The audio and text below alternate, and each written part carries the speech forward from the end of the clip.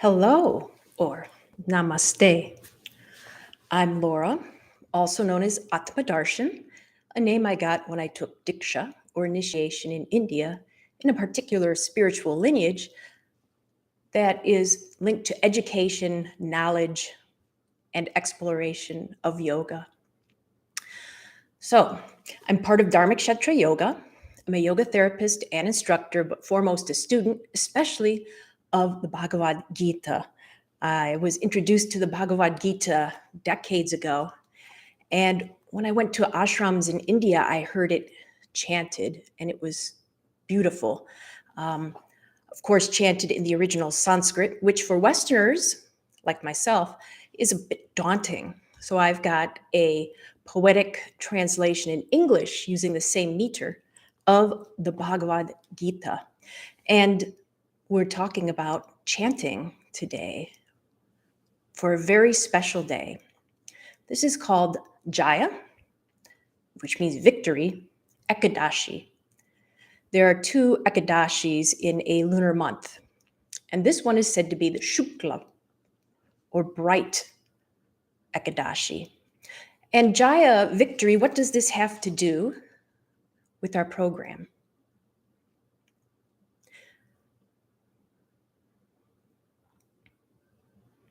I'm sorry, I'm getting a message that my connection is unstable, but I'm going to keep going, and hopefully everything will turn out okay. You gotta trust that everything's going to turn out okay. So Jaya, victory. What is the victory over? It's said that the victory is over our limited conception of ourselves and our inability to find true happiness in life. As human beings, we can often become unsatisfied. We can feel distressed. We can feel disconnected from life, from the joy that's actually said to be our inherent nature. Jaya Ekadashi is about reconnecting with that beauty and that joy of being human. And how do we do this? It is suggested on this day that we pursue true joy by serving other beings, including animals. And if you notice one of my posts about this event, I had a cat. Thanks, Joe, for letting me know that it's working fine there. I appreciate it. So I'm going to keep going. Why chant? We're going to do some chanting today. Why? There are many reasons. Physiologically, it's extremely beneficial for your body. I used to work in respiratory therapy at university hospitals in Cleveland. And when you take in a shorter breath, but give out a longer breath, that actually changes your heart rate. It activates your parasympathetic, your rest and digest nervous system, and calms the sympathetic or flight and fight nervous system. It can help regulate blood pressure. It increases your breath capacity. You may have heard the old adage, we only use 10% of our brains. Well, I can tell you that we generally use 10% of our lung tissue. When we're just breathing normally, we're only using about 10% of our breath capacity. When we're chanting, we tend to take deeper breaths in, and we really expel the breath. We have that long exhalation that helps get the old stale air out, especially from the alveoli or air sacs in the lower lobes of our lungs. It can actually help prevent respiratory infection to do this deep breathing, and chanting is a really pleasant way to do that. In fact, almost every major tradition in the world has chanting as part of it. I was raised Catholic, definitely chanting in Catholicism. Buddhism has a lot of chanting. And one particular word, which we can try chanting together to get started, is Om. And you may have heard this as kind of a yoga syllable that people will do at the start and end of class, but it's actually universal. Om shows up in other traditions, such as in Christianity as Amen, in Judaism as Shalom, and even in Egyptian lore, the sun was Amun. So this syllable is considered powerful, sacred, and special. If Om chanting makes you a little nervous. Well, for one thing, I can't hear you. And you can use any other syllable you want. So I'll invite you here to just take a moment to connect with your natural breath.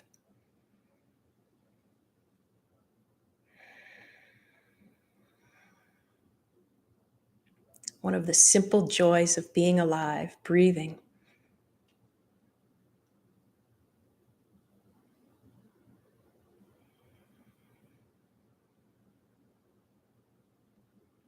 Good. And now, if you'd like, you can chant the mantra or sound, Om, along with me.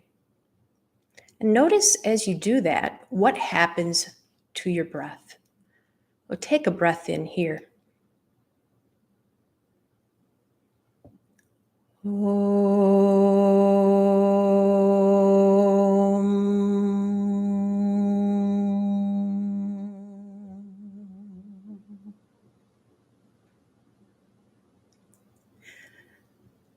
Did you notice how much longer your breath out was than your breath in, and how you really did push to get some of that stale air out of the lungs to keep those lungs healthy? Maybe you noticed something mentally.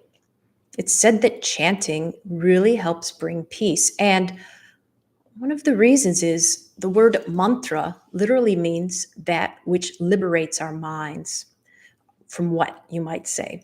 From the whirlpools or patterns that keep sucking us in, like the earworms from pop songs we hear and we just can't get out of our heads, or perhaps to even greater effect, the words we heard as kids, especially the ones spoken about us, that are in there repeating over and over. The kind of words that if someone compliments you, you go, oh no, I'm not that way. Somebody says, you're looking good today. Oh no. Or you're speaking really well. No, I don't speak well. Or something like that. Mantra helps us transcend those old verbal patterns and create something new. Om is said to help create a pattern that lets us connect with our real nature, our true innermost being. But there are many other mantras. One that we can try also is Shanti. Shanti. And Shanti, even if you don't know what it means, if you think of the sound sh, when are we making that sound? I think of it when I was holding my nieces and nephew. Quiet down. It's okay. Or when you're trying to have somebody become just quieter in general. It helps quiet the mind, the sh sound. And it's said to help us become peaceful. It soothes us. Give it a try. Shanti, Shanti, Shanti.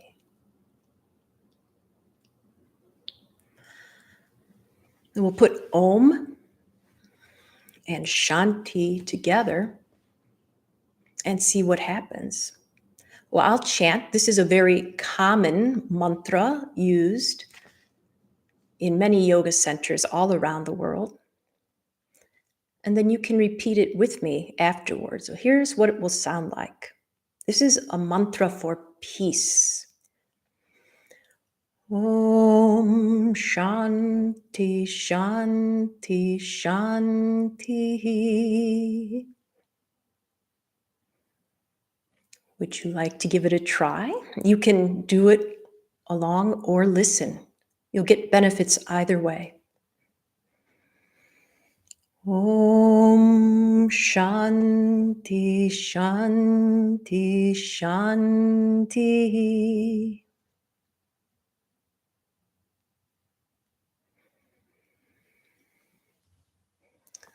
We'll do that one more time, and then I'll do a couple of concluding sounds, and then we'll talk about another way of chanting.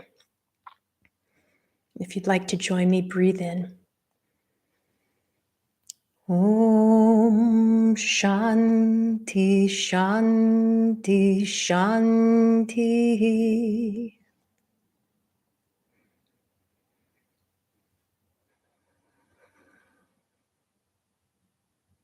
Wonderful. Please notice if you are feeling any effect from just that little bit of chanting.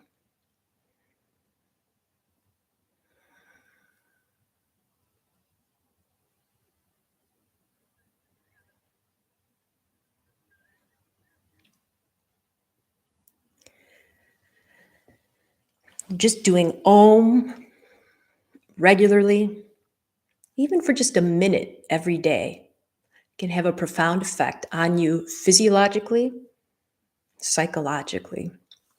And doing Om Shanti, especially before bed if you have trouble sleeping, or doing it mentally if you're in bed trying to fall asleep, is said to be extremely helpful.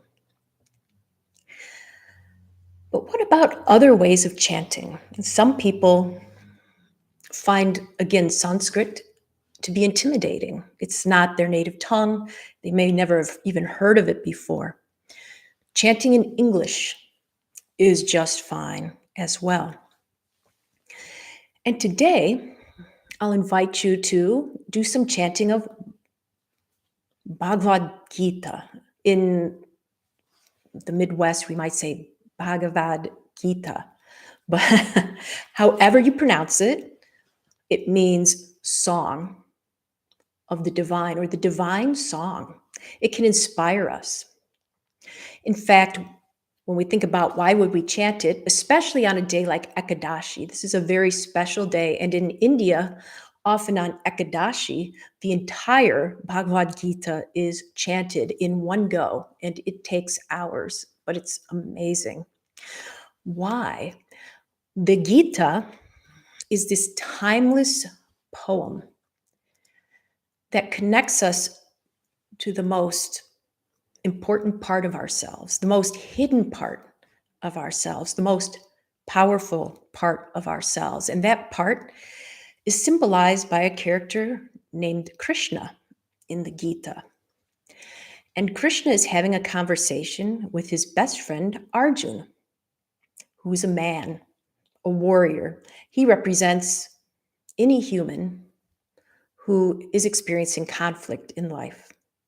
Are you? Do you experience conflict? I often do. And actually, this is kind of like the soul, the deepest part of ourselves, soothing our human nature. It's going to be okay, like that sh sound. Krishna is saying, it's all going to be okay. It's going to be okay. And reminding ourselves of that is so important. We often tend to think that we're in, a time that's the worst time ever, that it was all good before and life is declining. Something bad is going to happen. And what the Gita helps us see is that's not necessarily so. We can look at it that way.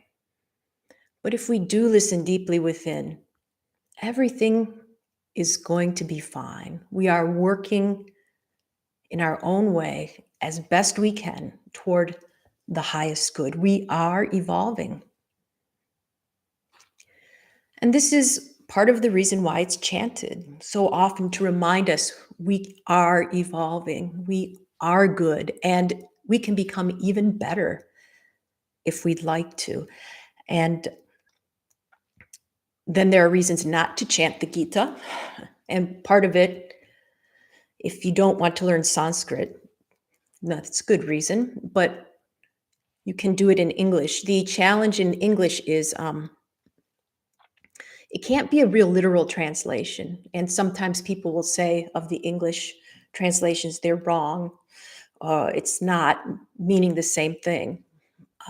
But there are so many concepts in the Gita that, although we crave them, they don't translate directly to English. It's like the word dharma, which means destiny. It also means law. And the two can be confusing for us. And Dharma is also equated with yama, or death. So when we look at some of these concepts as Westerners, we have to wrap our heads around something that can be a totally different approach, which is very good for our mental flexibility, our neuroplasticity, rewiring our brain, keeping us young at every level.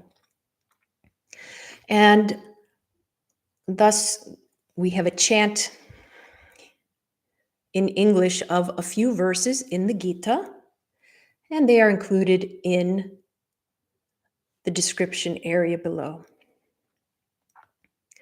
So this set of verses is in the same original poetic meter as the Sanskrit, which gives you a good flow and understanding of its lyrical beauty and why people have chanted this for centuries. It goes with the theme. As I mentioned at the start, Jaya Ekadashi, victory, triumphing over our little selves, our inability perhaps to see us as our full potential and to see that full potential in other beings around us. Learning how to serve others selflessly is a fantastic way to realize that potential.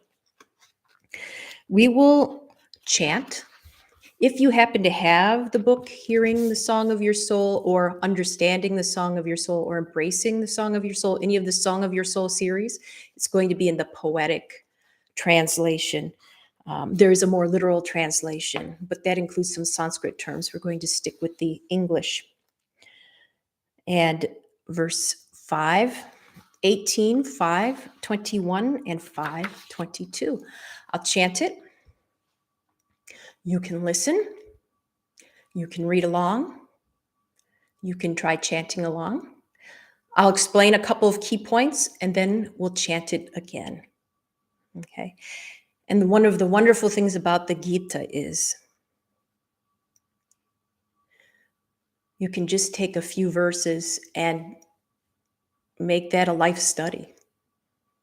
You don't have to have that much exposure to it, hopefully, to get an idea of how it could transform your life. So I've got my verses here. Remember, you can listen. If you want to chant, you probably will pick up the rhythm. We'll go through the verses once, take a break for discussion, and then again. Well, verse 18 of chapter 5. The sages see the same thing in a wise, humble priest, in a cow, in an elephant, in a dog, and in a man who eats a dog, with self unattached to outer objects. One finds bliss in the self, with self at one with the supreme. One finds undying happiness, for pleasures from outside objects are only sources of pain. They have a start and an end. The wise do not indulge them, Arjuna. Nice.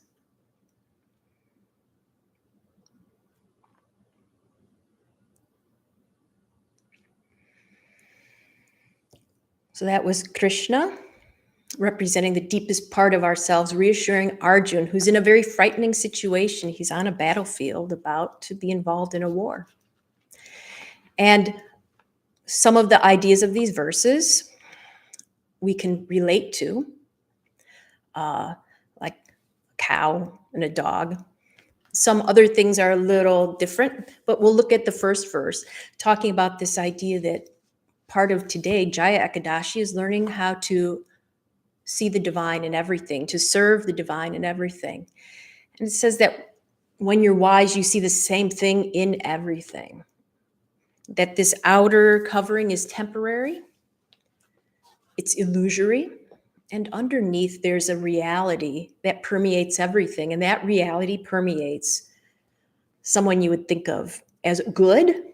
And then you've got this opposite, something that probably hits many of us in almost any culture, someone who eats a dog. So you've got a wise, humble priest, someone who eats a dog.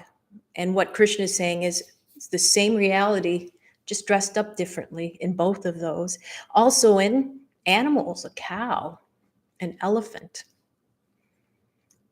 We're all the same at heart. When we serve one thing, we're serving everything. We're serving the divine that permeates all we can experience. In 21, verse 21, you'll notice that there are some little s selves and some big S selves. Big S self is like your real nature. It's you without a mask.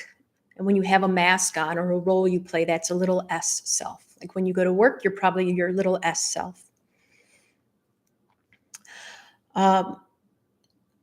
So what we're trying to do is the self, the little self, is trying to find and reconnect to the bliss of the big S self. And actually, the big S self is said to be comprised of nothing but ananda, bliss, joy. How can we find that? We look for joy outside, and it's really within. And then it says, with self at one with the supreme. What's supreme? That's your version of the supreme. It can be very personal. Some will say it's named Krishna, and some will say it's got other names. In fact, when we get to chapter 11 in the Gita, Krishna says he's got all kinds of identities that you can relate to. You can even see yourself in that. You can see a concept like truth as being the supreme or some kind of deity. And then in verse 22, pleasures from outside objects end up causing us pain because they end. And a lot of the pain from pleasure comes from when it ends and then we try to recreate it or we try to hang on to it. We have something that we love and we're terrified of loss. So even as we have the thing that brings us pleasure, there's a pain that goes with it. Since those temporary pleasures have a start and end, it is said that the wise do not indulge them. The wise look for pleasure in the permanent, and what's permanent is the true self, who you really are. Who you really are is essentially the same even throughout your life. You might have had a different body as a child, a different mind as a child, but there was still a spark in you that continues. And when we identify with that spark, we become ageless and timeless. We conquer one of our greatest fears, which is the fear of death. The joy of life, if we embrace the transitory, also brings pain because we know as the end of life approaches, that will be gone. As the end of another's life approaches, the pleasure they gave us will be gone. But as many traditions remind us, the person we care for is always here. They are part of us. We are part of them eternally. Okay. So this is part of the comfort that the Gita tries to give us as humans. Our own soul telling us it's going to be okay.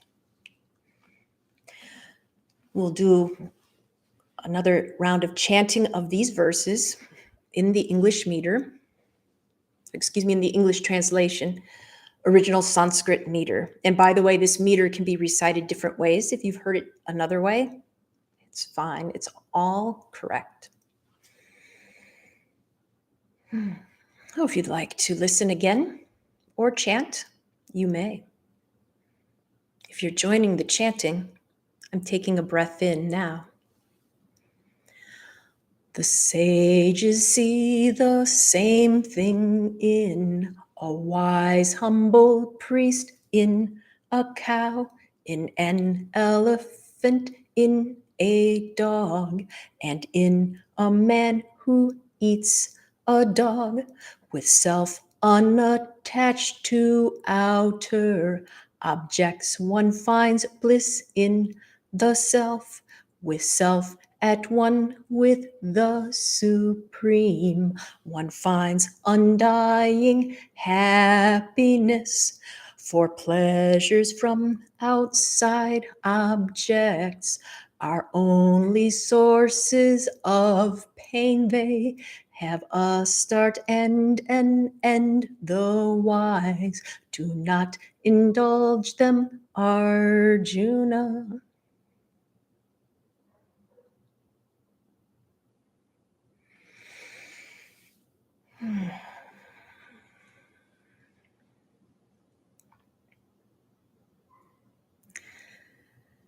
So you may notice a physiological reaction from the chanting. You may notice a reaction to the words of the chant, reminding us that there is a chance for undying happiness within. We're coming toward the end of our time together.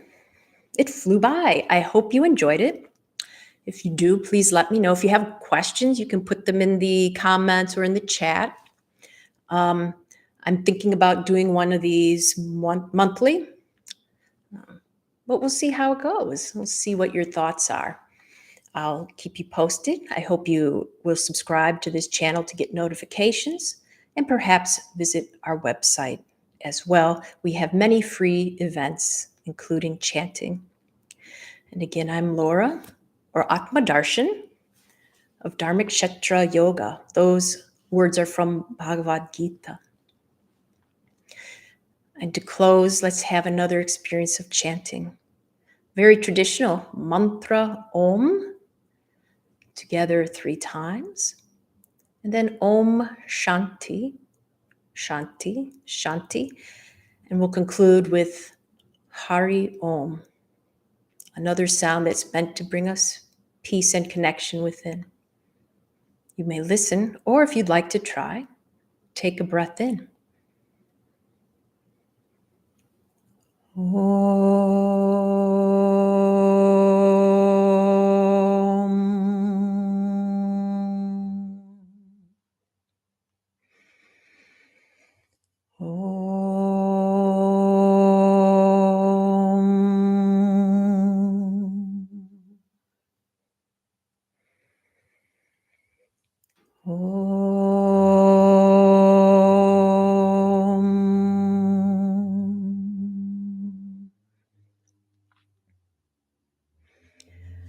Om Shanti Shanti Shanti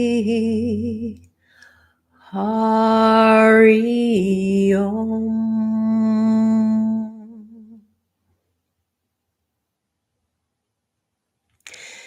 May you find victory on this auspicious day, victory over anything causing you suffering, a connection to happiness, and the willingness to serve others and realize that as doing so, you are serving yourself. You are important. You are valued.